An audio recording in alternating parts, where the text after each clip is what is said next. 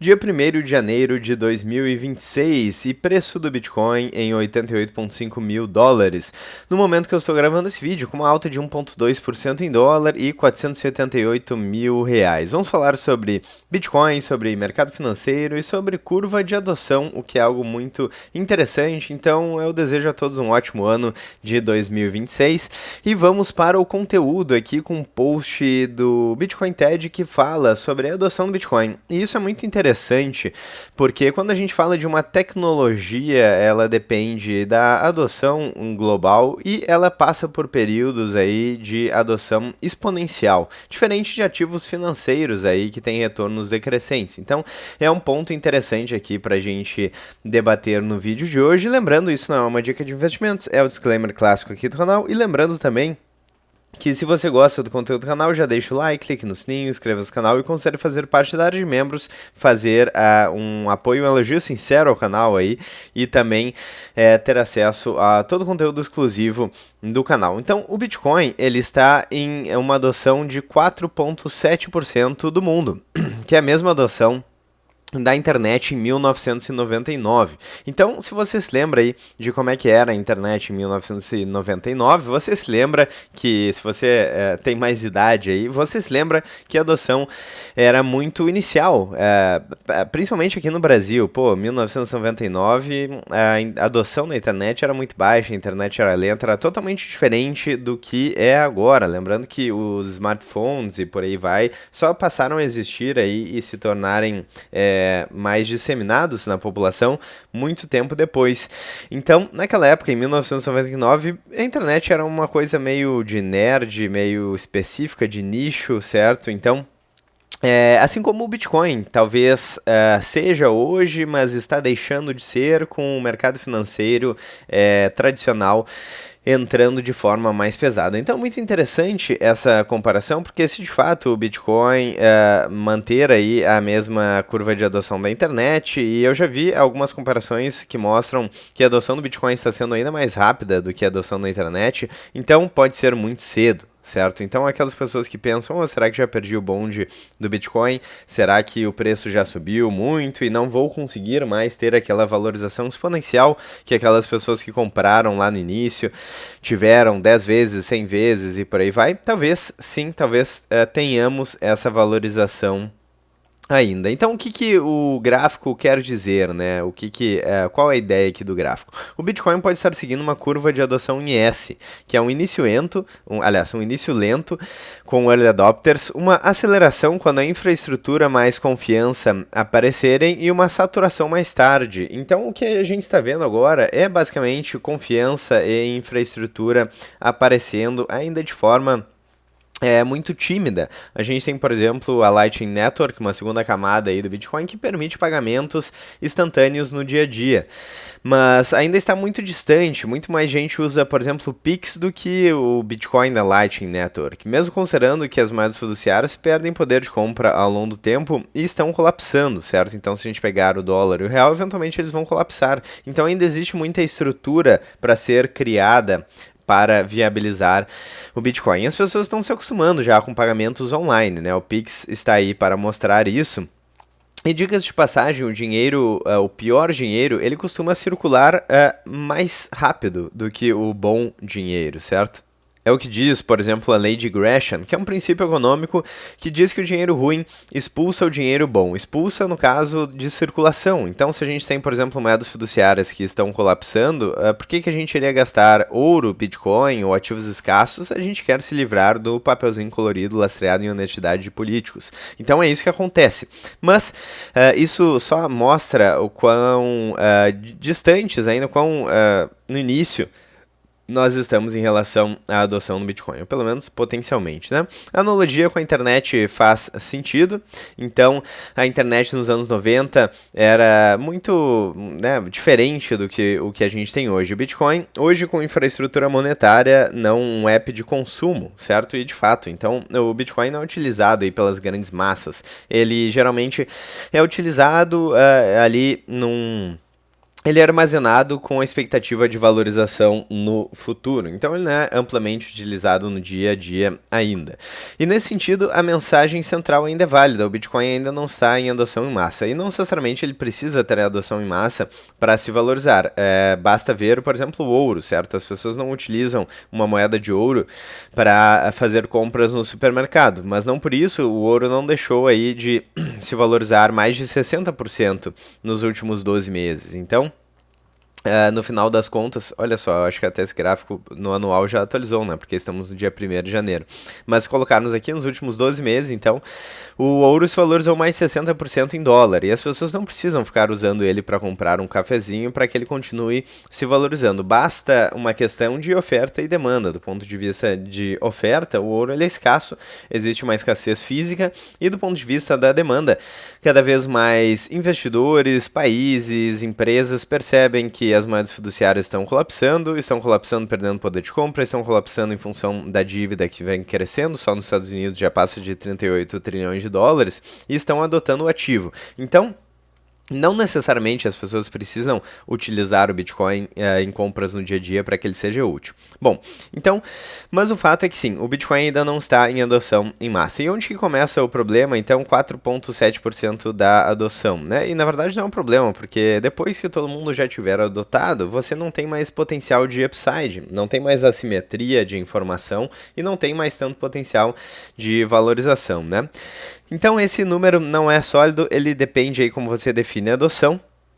Então, o que pode estar sendo contado, né? Endereço on-chain, diferentes pessoas, usuários em exchanges, diferentes holders reais, pessoas expostas via ETFs, diferente usuários de Bitcoin. Então, claro, aqui é uma questão de que 4,7% da população é muito relativo, né? O que significa esses 4,7%? É o cara que tem ali o Bitcoin no Nubank, é o cara que tem um ETF de Bitcoin, é o cara que roda seu próprio nó, é o cara que faz a custódia privada, o que é esses 4,7%? Né? E claro, é uma estimativa, mas ela só mostra uma coisa, que é o fato de que talvez a gente ainda esteja muito cedo, né? O mesmo indivíduo, então, pode ter vários endereços, estar em custódia, ter exposição direta, é verdade, né? Então é difícil precisar exatamente, mas o fato é que a adoção ainda não se expandiu globalmente para bilhões de pessoas, o que é o caso da internet, né? Internet e Bitcoin, diferença, né? Então a internet era gratuita, não exigia alocação de capital e não tinha risco financeiro direto. O Bitcoin é um ativo monetário, exige decisão de poupança, compete com imóveis, ações, títulos e ouro. Isso é verdade, só que, por outro lado, existe um incentivo financeiro, certo? Assim como as empresas, as principais empresas que a gente tem hoje, vamos abrir aqui as maiores empresas do mundo hoje, eu acho que elas estão aqui, né? Não é aqui, só um pouquinho. Aqui, então, maiores ativos do mundo, olha só as maiores empresas do mundo, temos aqui, então, vamos ver. Primeiro, Nvidia, com mais de 4 trilhões de dólares de market cap, de valor de mercado. Depois Apple, depois Google, Microsoft, ou seja, várias empresas de tecnologia que de alguma forma se beneficiam da utilização da internet e da tecnologia, da informação, computadores, né? Por exemplo, a Apple. O que seria da Apple, dos iPhones, se não existisse a internet, né? Não teria tanto sentido como tem hoje. Nvidia e por aí vai, né? Então, várias empresas de tecnologia, temos a Meta aqui, e por aí vai, né? E antigamente as maiores empresas eram empresas aí de petróleo, né, de manufaturas, empresas que envolviam produtos físicos, certo? Então isso mudou bastante.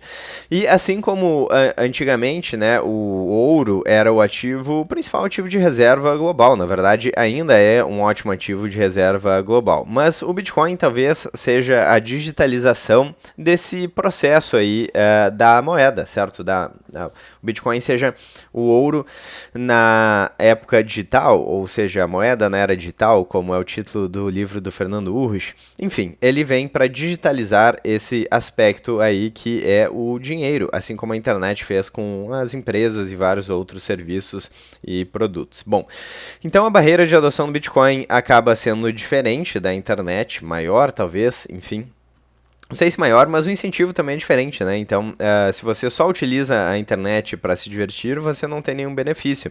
E o Bitcoin é como se você estivesse se beneficiando da valorização de todos aqueles ativos que estão mudando o mundo, né? Então, se você tem Bitcoin e o Bitcoin seguir o mesmo percurso aí da internet, seria como se você tivesse investido nas maiores empresas que envolvem tecnologia e que se beneficiaram da internet lá no início, certo? Então existe um incentivo financeiro também para o Bitcoin, né? Bom, então, leitura correta aqui. O Bitcoin ainda está em fase em que a maior parte do capital global não precisa estar nele para o preço se mover muito, porque a oferta é rígida, a liquidez marginal manda no preço e a adoção financeira não acontece em ondas. Aliás, acontece em ondas e não linearmente. Então, o Bitcoin ele está cedo como padrão monetário global. Isso não significa que todo mundo vai ficar rico com o Bitcoin necessariamente, né? Mas significa que pequenos fluxos novos ainda causam grandes impactos. E se você considerar esse aspecto de que o Bitcoin ainda está muito no início, ainda pode ter uma assimetria grande de informação para que você se beneficie do processo, porque se você esperar o risco zero, digamos assim, o momento em que todo mundo já adotou e validou a teoria, o potencial de upside ele passa a ser inexistente, certo? Então quero saber a sua opinião nos comentários. Será que o Bitcoin ainda terá uma fase de adoção exponencial, assim como a internet, ou será que ele terá retornos decrescentes a partir de agora? Enfim, independentemente disso, eu acho que o potencial sim ainda é muito grande aí para o Bitcoin. Ele vem quebrando alguns padrões históricos, por exemplo, ele acabou de quebrar o ciclo de 4 anos. Para quem não percebeu, fechou 2025 com uma correção no preço do Bitcoin, o que é muito interessante e mostra aí que devemos ser humildes, não temos como prever o futuro, né? Então, se a gente pegar aqui nos últimos 12 meses aí, o Bitcoin ele fechou 2025 no negativo, então quebrou aquele padrão de 3 anos no verde e 1 ano no vermelho, que era um padrão clássico aí do Bitcoin. Agora esse padrão foi quebrado, o que mostra que nós não temos como ter certeza o que vai acontecer no futuro. Muitas pessoas estão vendo, por exemplo, que os retornos estão decrescentes. Mas quem disse que uma adoção exponencial não pode acontecer e elevar aí o preço com uma valorização exponencial também? O próprio ouro, que é um ativo com muito mais market cap, com muito mais valor de mercado. Então deixa eu abrir novamente aqui os maiores ativos do mundo aqui, certo? Então a gente tem aqui o ouro em quarto lugar com 29 trilhões de market cap. Deixa eu atualizar aqui para ver se já mudou alguma coisa. 29 trilhões de dólares de market cap. Então é um ativo que é muito mais valioso e mesmo assim teve uma valorização de 62% no anual. A própria prata, que passou o Bitcoin, teve uma valorização de mais de 140% nos últimos 12 meses ali no anual. Então são ativos que têm maior valor de mercado, maior market cap e mesmo assim tem valorizações aí muito expressivas. Ou seja, pode ser que isso aconteça com o Bitcoin, considerando a adoção do Bitcoin ainda relativamente baixa em comparação com outras tecnologias. Se de fato o Bitcoin for a internet do dinheiro, o ouro digital, a moeda na era digital, pode ser que a gente ainda passe por uma adoção exponencial aí do Bitcoin e a questão dos retornos decrescentes pare de acontecer, assim como outros padrões que estão sendo quebrados no Bitcoin. E o legal é justamente isso, ninguém tem certeza o que vai acontecer, mas isso não nos impede de analisar gráficos, indicadores, dados, informações e verificar o que está acontecendo no mercado. Eu acho que o ano de 2025 foi um ano de muitas notícias positivas para o Bitcoin, foi um ano de estrutura sendo construída, as bases, os fundamentos aí do ecossistema sendo construídos, com grandes empresas, com ETFs. A BlackRock, por exemplo, que é a maior gestora do mundo, criou o IBIT, que foi o ETF que alcançou 70 bilhões de dólares o mais rapidamente na história, né? Então, enfim, as estradas estão sendo construídas, certo? Para que daqui a pouco os carros comecem a passar e daí sim a gente possa ver uma valorização exponencial aí do preço do Bitcoin. Foi um ano de acumulação, talvez, para o smart money. Foi um ano aí muito interessante para quem gosta de satoshis baratos. Os fundamentos parecem estar cada vez melhores. Na verdade, o ativo em si, o protocolo, não mudou. O que mudou foram as ferramentas, o fluxo aí que agora pode ser muito maior no Bitcoin de entrada institucional, países e empresas entrando, né? Eu sempre falo aqui dos maiores detentores de Bitcoin, temos o governo dos Estados Unidos e o governo da China, e a gente viu os Estados Unidos publicamente se posicionando de forma muito mais aberta e entusiasta em relação ao Bitcoin. E será que a China vai querer ficar para trás? Por enquanto, o governo dos Estados Unidos tem mais Bitcoins do que a China. Será que a China eventualmente vai começar a acumular e acumular de forma silenciosa? Será que outros países vão querer acumular de forma silenciosa? Então, realmente, estamos aí potencialmente prestes a ver uma corrida ao Bitcoin. Isso pode ser muito interessante. Enfim, vou ficando por aqui. Eu acho que 2026 vai ser um ano muito interessante. Eu mantenho vocês informados. Fiquem à vontade na seção dos comentários. Se vocês não querem apoiar financeiramente o canal, só deixando like aí já ajuda muito. Muito obrigado a quem assistiu até aqui. Um grande abraço, vejo vocês no próximo vídeo e até breve.